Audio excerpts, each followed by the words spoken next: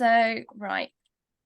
So that's me. I'm Alice. I have been involved with CCF, Cambridge Carbon Footprint, one way or another for the last 6 or 7 years, I think, since 2017.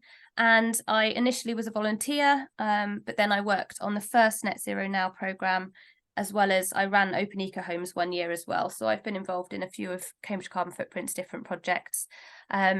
I have also worked on a few community projects. I've worked on a citizen science project looking at air pollution in urban settings, and I've worked on a social prescribing project in West London looking at running free workshops to tackle loneliness and isolation in the area. And I worked for Natural England, focusing on making natural spaces a more inclusive place for everyone. But yeah, Alana is the manager at Cambridge Carbon Footprint and is also working on this project. So just an overview of the course. It was developed in 2021 when we ran the first iteration of the course. We've run it again in spring this year.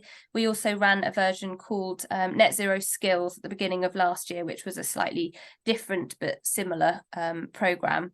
It's funded through the South Cambridgeshire District Council's Zero Carbon Communities Fund, and this time around we have a bit of funding from the National Lottery Community Fund as well.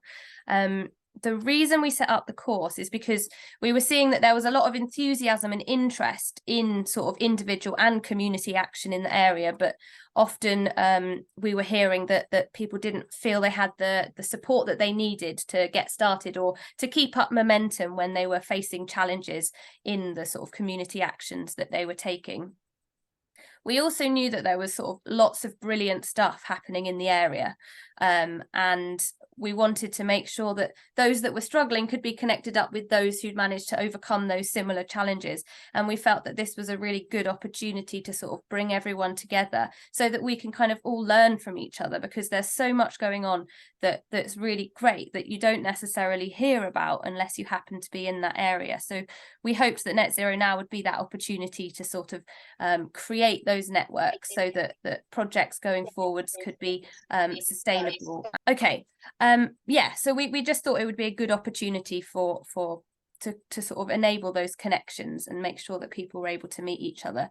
And we also wanted to provide that experience so that everyone felt sort of equipped to take on the challenge that can be quite difficult sometimes of pushing through and running sort of community projects.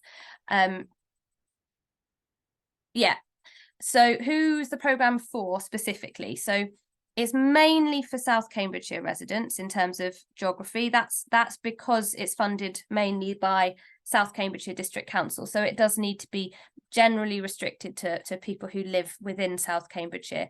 Having said that, we have previously found that we've been able to squeeze in a couple of people from outside of the area. So if you're not specifically within South Cambs, but you're nearby within Cambridgeshire, then it's still worth applying, because we may well have a couple of spaces. Who, apart from that, is the programme for? Well, essentially, it's anyone who wants to learn more about bringing climate action into their community. But for example, that could be someone who maybe is a leader in their community, maybe a parish councillor, maybe you're a leader of a faith group, maybe you're a teacher in the local village, or anything like that, some sort of leadership role within the community, and you would like to learn a bit more about environmental stuff and how to kind of get those started. It could also be that you're just an interested individual who wants to become more active in your community, maybe has done stuff on an individual level on sort of reducing your carbon footprint personally, and now you want to sort of see what you can do to support your community. And finally, representatives from newly formed eco groups. So perhaps you've started an eco group, haven't figured out how to get it quite off the ground yet, or maybe you've run into some challenges and you feel like you need a little bit more support to sort of remotivate or re-inspire you to keep going and keep working on things. The course itself is a mix of online and in-person sessions. We run 6 sessions over the course of 6 weeks, so 1 session a week. And this time around, we're doing a 50-50 split between online and in-person. The last time we ran it, we did 2 in person and 4 online. The feedback we got was that actually the in-person sessions were really valuable because, you know, you could have those informal connections. You could have those like one-to-one chats with the person next to you, or with the person going to get a cup of coffee at the same time as you.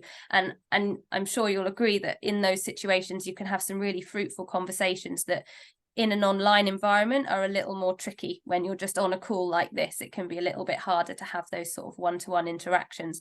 So we have found that the in-person ones are really valuable, but at the same time, we appreciate that it is quite a big time commitment. So we are balancing it out with online sessions so that it can kind of fit around, hopefully, as much as possible with your kind of existing commitments. Aside from the sessions themselves, there'll be an opportunity to have a one-to-one conversation with me throughout the course. So if you want someone to sort of bounce ideas off, or you're not quite sure where to go with a specific idea, you can have a chat with me, and then I can try and help you work through the challenges, or at least signpost you to where you might want to go next to try and figure that out. There will be the occasional sort of piece of homework. I'm reluctant to use the word homework. It'll be very minimal. I think this time around, it'll probably just be one exercise that we give out at the start, and will be kind of an ongoing thing to do throughout the course, but it won't take up a lot of time at all. And you can kind of do it to whatever level you're able to, given your time. In terms of recording, if you're not able to attend all the sessions, we will record the online sessions and send them round to all the participants afterwards. We won't be recording the in-person ones just because it's too logistically tricky to do that. And I think the quality of the recording wouldn't be that great. So we've decided that we can't really record the in-person ones. So if you're not able to attend any of the in-person sessions, then you might miss quite a chunk of the course. So just bear that in mind. We're also going to be, through the course, we'll give you 3 workbooks. One is just the course outline, but the other 2 we hope you would find quite useful after the course. We've got the worksheet workbook, and we've got a further resources document, and both of those will the further resources document will have links to additional information if you're interested in a particular topic and want to find out more. And the worksheet workbook has a lot of templates and guides on how to do various things, most of the things that we cover in the course. It's not something that we expect you to work through during the course. It's quite long. It's more just kind of something that we hope you'd find it useful to refer back to in the future. So if you found yourself wanting to, I don't know, say you've got a local group and you want to find a volunteer to help at an event, maybe you want to refer back to that to look at how to write a volunteer advert, for example, or a volunteer role description. There's templates in there for that kind of thing.